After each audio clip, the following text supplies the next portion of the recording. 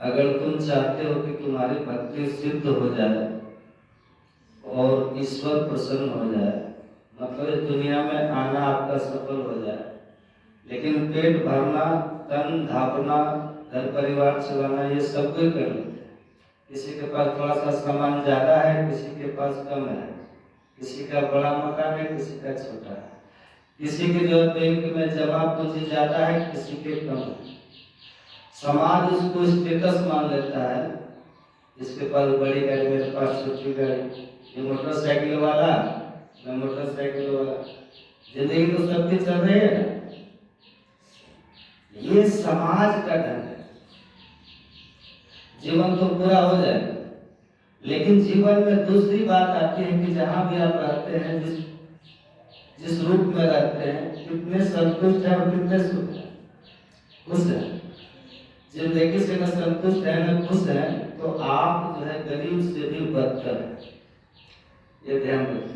और अगर झोपड़ी में भी रहते हो, संतुष्ट हो, आनंदित हो, न किसी का लेना न किसी का सिर पर कर्जा, आराम से जिंदगी चल रही है, प्रेम प्यार से रह रहे हैं, तो आपसे बढ़कर अमीर दुनिया में कोई नहीं। ये ध्यान रखें।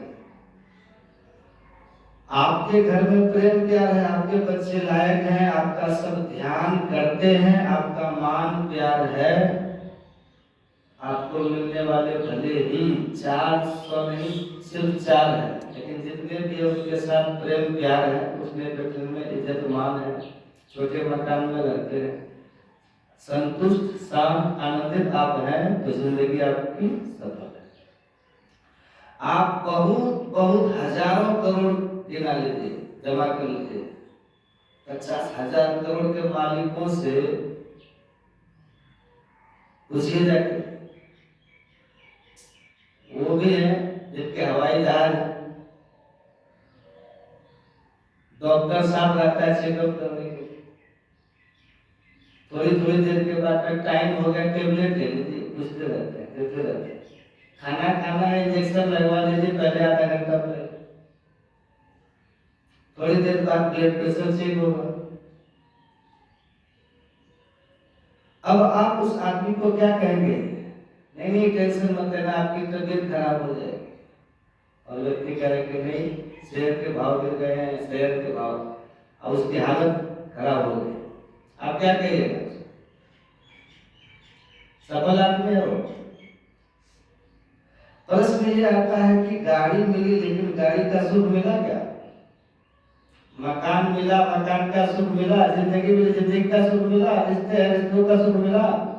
अगर सुख नहीं है तो इसका मतलब आप दुखी इंसान हैं। कहने के लिए कहा जाए बड़ा करोड़पति आदमी है, अखबारों में रोज उसका छपता है, लेकिन मेरे हिसाब से दुनिया का बदतर और बदनसीब इंसान, इस बात को सोच के। लेकिन लोग क्या कहते हैं? नहीं, भले कितना भी दुख झेलना पड़ जाए, उसके पैसे में से कुछ परसेंटेज हमें मिल जाए, बस बात करोड़पति।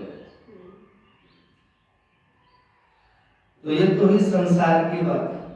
संसार में लोग किसी न किसी तरह से व्यतीत कर लेते हैं। जीवन की सफलता इस बात में है कि आर्थिक रूप से भी आप निर्भर रहें, शरीर स्वस्थ रहे, परिवार में प्रेम बना रहे, समाज में मान सम्मान रहे, और ईश्वर और गुरु के द्वारा आपके जीवन में आध्यात्मिक विकास हो। ये 5 चीजें अगर आपके पास नहीं है तो माना जाता है आप एक बेहतर और अनुकरणीय जीवन नहीं जी रहे। अब यहां से एक बात समझने की है कि भगवान बुद्ध राजकुमार सिद्धार्थ के रूप में थे और सारी सुख सुविधा सब कुछ उनको प्राप्त था, और उस समय की बहुत सुंदर महिला जो महाराज सुधोधन की बेटी थी, यशोधरा, उससे उसकी शादी भगवान को और एक बेटा भी हुआ। उसके बाद भी वो महल छोड़ के भाग खड़े। कारण बताए जाते हैं कि उन्होंने एक बीमार को देखा, पूछा ये व्यक्ति इतना बीमार क्यों है? बताया गया कि आदमी का शरीर कितना भी अच्छा क्यों न हो, एक बीमारी लग जाए तो सारा रंग रूप चला जाता है। अब वो पूछते इतना भयंकर परिवर्तन कैसे आ गया, बोले बीमारी लग सकती है और आदमी सदा स्वस्थ रहता नहीं, समस्या तो आती है। फिर एक बूढ़े आदमी को उन्होंने देखा लाठी टेकता हुआ जा रहा, इस आदमी की ये दशा क्यों हो गई, पूछा भगवान को। दूसरे व्यक्ति ने बताया कि जवानी के समय में ये इतना जबरदस्त इंसान था कि ये पांव मारता था जमीन पर, तो जहां बहुत पोली जमीन होती थी, गीली जमीन होती थी, तो पानी निकल आता था। बहादुर इंसान था। बोले अब तो इसे चला भी नहीं जाता,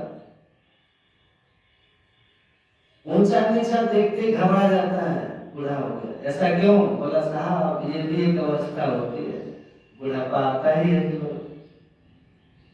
जो आकर चली गई वो जवानी देखी, और जो आकर न गया वो बुढ़ापा देखा। जवानी इत्र की तरह होता है, हल्का सा भी ढक्कन अगर शीशे का खुला हुआ पता भी नहीं लगेगा कि कहाँ गया सारा इत्र। आदमी अगर नियम संयम बिगाड़ने लग जाए तो ये इत्र जो जवानी का था उड़ के जाने में ज्यादा देर नहीं लगती। और बुढ़ापा तो ऐसा परमानेंट है, ये जाता नहीं, लेके जाता है। जब दुनिया से लेके जाएगा तो जवानी लेके नहीं जाती, बुढ़ापा लेके जाती है। राजकुमार सिद्धार्थ ने पूछा कि ऐसा क्यों होता है, बोले सबके साथ होगा, बुढ़ापा सबको आएगा।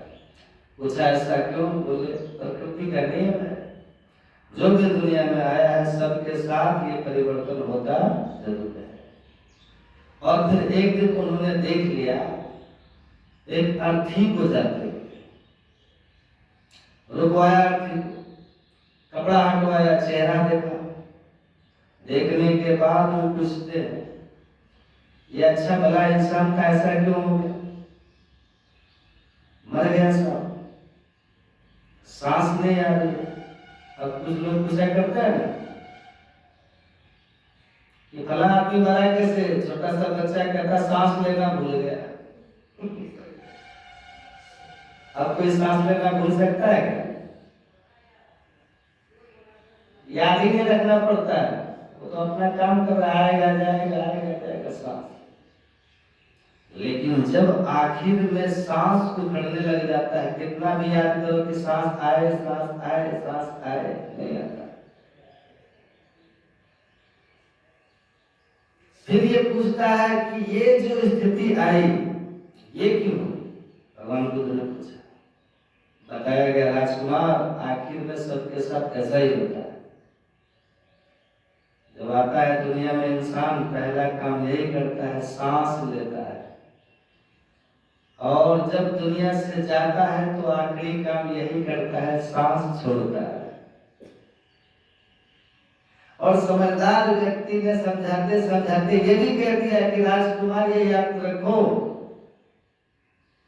हर पल एक सांस आती है, जीवन आता है, और हर पल एक श्वास बाहर जाती है, जो कह रहे जीवन बाहर जा रहा है। और कभी कभी ऐसा होता है कि गया हुआ सांस वापस आता ही नहीं, गया तो गया, फिर नहीं लौटा सकते, और ये एक दिन होता जरूर है। इसलिए महान पुरुष लोग क्या कहते हैं, आती जाती श्वास पर ध्यान टिका कर बैठो, जब आप अपने पूजा पाठ करने लग जाए तो सबसे पहले अपने मन को केंद्रित करने के लिए भगवान में आते जाते श्वास को मन की आंखों से देखना शुरू करिए, सांस आ रहा है जा रहा है, और अपने ढंग से सांस पर जोर नहीं देना है, आए जाए आसानी से आ रहा है जा रहा है, बस आप उसको मन की आंखों से देखते रहिए, श्वास आ रहा है जा रहा है, आ रहा है जा रहा है, आ रहा है जा रहा है। विपश्यना में जो लोग करते हैं ना, वहां सबसे पहले इसी पर ध्यान दिलाया जाता है। विपश्यना एक तो कहते सारे विचार, सारी भावनाएं, सारी मान्यताएं दिमाग से हटा दो, जो तुम मानते हो। कोई भी मंत्र याद नहीं करना है, कोई भी चीज याद नहीं करना, सिर्फ श्वास पर ध्यान दो, आता जाता श्वास, इस पर मन देना, और दुनिया से अकेले हो जाओ। विपश्यना वाले साधना में बैठाए जाते हैं। उत्तर काशी में थे एक विपश्यना वाले साधक थे, हर दिन एक मौका दिया जाता था।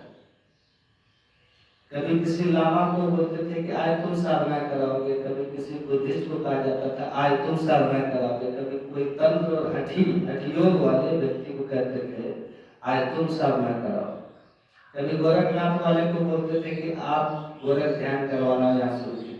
तो अलग अलग तरह के लोग कराते थे।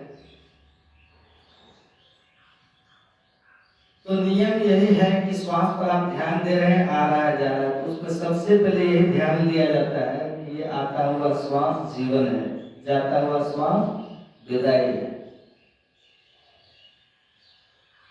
हर पल जीवन भी है, जीवन आ रहा है, जीवन जा रहा है, जीवन आ रहा है, जीवन जा रहा है। दुनिया में आ रहे हो, दुनिया में जा रहे हो। अब बुद्ध जो बाद में बुद्ध पहले तो सिद्धार्थ थे, तो उनसे जब ये कहा कि ये जीवन का एक अंतिम सत्य है राजकुमार, और सबके साथ ही होगा। पूछा क्यों? बोले संसार में परिवर्तन का है, हर चीज बनती है बिगड़ती है, तो जीवन का अंतिम बदलाव यही नियम है संसार। मन में प्रश्न उठा सिद्धार्थ कि मैं उस अमृत को खोजना चाहूंगा, फिर मरना नहीं पड़े। तो बुद्ध ने अपने संदेशों में जब उनकी साधना करके आए, उनमें एक बड़ा अद्भुत संदेश ये दिया कि बहुत मर चुके हो, मरना बंद करो, बहुत मर चुके हो, तुम्हारे मरने से तुम्हारे हड्डियों की ढेर पर्वत बन गए, तुम्हारे दुख के कारण इतने आंसू बहे हैं, इतने जन्म तुमने लिए, रोते रोते रोते रोते तुम्हारे आंसू जमीन पर गिरते गए और तालाब बन गए। तुम्हारे दुनिया में आकर मरने से जो तुम्हारे शरीर की राख है उसने चट्टान बना दी, इतना मरे हो। भगवान बुद्ध ने कहा अब जन्म मरण का चक्र समाप्त हो गया, निर्वाण प्राप्त करो, मुक्ति प्राप्त करो, मोक्ष को प्राप्त करो। अंतिम उपदेश भगवान बुद्ध का, अंतिम चरम स्थिति को प्राप्त हो जहां पूर्ण आनंद है। क्योंकि जब दुनिया में आओगे ये सब चलेगा, ये पुनरपि जननम पुनरपि मरणम पुनरपि जननी जठरे से, फिर जन्म लेना, फिर मरना, फिर मां के गर्भ में आना, फिर इसी तरह की मोह ममता, फिर अपनों के लिए गुनाह करोगे, फिर अपनों के पीछे पीछे भागोगे, फिर अपने लात मारेंगे आपको, फिर आपको अकेला छोड़ेंगे। और जब आपको बुढ़ापे में सबसे ज्यादा अपने बच्चों की जरूरत होगी और उनके प्यार और सहारे की जरूरत होगी, उस समय सब अकेला छोड़ देंगे, आप अपना दुख भोगने के लिए अकेले रहोगे। और उसी समय अकेले पल में जब आप दोनों के जोड़े में से एक बिछड़ जाएगा तो एक खड़ा हुआ याद करता रहेगा, तुम थी तो सब कुछ था। और पत्नी कहती है किसके सहारे छोड़ के गए ये बच्चे, ये तो संसार के हो गए, मेरे नहीं हो गए, मेरे पर किसका ध्यान है, अब जिए तो कैसे। और बार बार कहती है मैं भी पीछे पीछे आना चाहती हूँ, किनके सहारे जिएगी? इन्हीं के लिए मन्नती मांगते हो ना, यही तारेंगे, यही तारेंगे। कोई तारने वाला नहीं आज के समय में, अगर तारेगा तो गुरु का नाम तारेगा या फिर आपका पुण्य तारेगा, बाकी कोई तारने वाला नहीं है। अपने कर्मों से तरोगे आप। और एक बात याद रखिए, बहुत आराम पसंद मत बनिए, हाथ पांव चलाते रहिए, पसीना बहाते रहिए, आखिरी तक अपने हाथ पांव चलाते रहिए। न अपने बच्चे से सहारा मांगिए, न अपने नौकर से सहारा मांगिए, न पत्नी पति से, न पति पत्नी से सहारा मत मांगो। सहारा देने के लिए आए हो, मांगने के लिए नहीं। सहारों का सहारा परमात्मा है। अगर वे सहारा महसूस करते हो तो गुरु का सहारा दो, भगवान का सहारा। हाथ पर चलाते रहो, ठीक ठाक से खाओ, अपनी सेहत के लिए इतना तो करो, 1000-2000 रुपये कम से कम उस चीज पर खर्च करो जिससे बीमारी भागे, और कोई ऐसा टॉनिक ऐसी कोई चीजें लेते रहो कि कम से कम शरीर ठीक रहे। थोड़ी एक्सरसाइज, थोड़ा प्राणायाम, थोड़ा खुश रहिए, थोड़ा दौड़ भाग। जितना आप रुपए गिनने में किससे कितने आना है, कहाँ से कमाना है, कौन कौन कहाँ से जाना है, उसके बजाय सबसे पहले ये कहो, सबसे पहला धन आपकी सेहत है, और दूसरा धन आपका प्राण है, तीसरा धन आपका मन है, और चौथा धन आपकी बुद्धि है, पांचवा धन आपकी आत्मा है। इन पांचों को मजबूत रखना शुरू कर दीजिए। आपसे बढ़कर धनी दुनिया में कोई, सबसे अमीरी है। उसके बाद सोचिए, सहारा देंगे, सहारा लेंगे नहीं, आखिरी तक भी इतना पैसा अपने पास रखिए कि आप अपने बच्चे से या किसी से भी मांगना नहीं पड़े, और कोई ना कोई कमाई का स्रोत कमाना जरूर सीखिए। सेहत बनाना सीखिए, कमाना सीखना है, रिश्ते निभाना सीखना है, समाज में सेवा को सीखना है, और ईश्वर की भक्ति और आनंद मनाना सीखना है, और अपने गुरु की कृपाओं को पाना सीखना है। यह ध्यान रख लीजिएगा। सब रिश्ते एक छोटी दूरी पर जाकर रुकेंगे, लेकिन जो श्लोक से श्लोक कर जाएगा वो गुरु का रिश्ता वही साथ जाएगा। इसलिए अपने गुरु से अपने रिश्तेदारी बनाए के रखिए। श्री सद्गुरु महाराज।